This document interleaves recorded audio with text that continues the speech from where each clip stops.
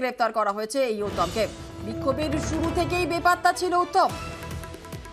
গ্রেপ্তার করা হয়েছে উত্তম সর্দারকে। আমাদের সঙ্গে রয়েছেন আমাদের প্রতিনিধি অনুপ চক্রবর্তী। অনুপ আরো বিস্তারিত বলবো। অনুপ, ইতিমধ্যে পুলিশের পক্ষ থেকে গতকালকে কিন্তু উত্তম সর্দার যে তৃণমূল নেতা অর্থাৎ যার বিরুদ্ধে অভিযোগ ছিল তার গ্রেপ্তার করা হয়েছে। তার কারণ তার বিরুদ্ধে যখন গতকাল পুলিশের পক্ষ থেকে রুট মার্চ এলাকা ডমিনেশনের কাজ করা হচ্ছিল, উচ্চপদস্থ আধিকারিকদের কাছেও কিন্তু গ্রামের মানুষ তারা আতঙ্কের কথা বলছিল, ভয়ের কথা বলছিল।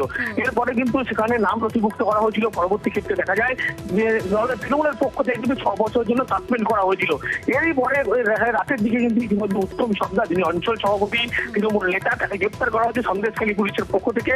আজকে মূলত বসিরহাট মহকুমা আদালত সেখানে কিন্তু তোলা হবে তাকে এবং নিজেদের হেফাজতে নেওয়ার আবেদন জানানো হবে। সব মিলিয়ে বলা যায় উত্তম সর্দারকে যে গ্রেপ্তারের দাবি জানিয়েছিল এলাকার মানুষ যারা আন্দোলন করছিল তারা গ্রেপ্তারের দাবি জানাচ্ছিল এবং এই মুহূর্তে পুলিশের পক্ষ থেকে গ্রেপ্তার করা হয়েছে। যদিও গ্রেপ্তারের পরেও কিন্তু এখনো পর্যন্ত গ্রামের মানুষজন তারা শিবু হাজরা তারও কিন্তু গ্রেপ্তারের দাবি করছে, শেখ শাহজাহানের গ্রেপ্তারের দাবি করছে।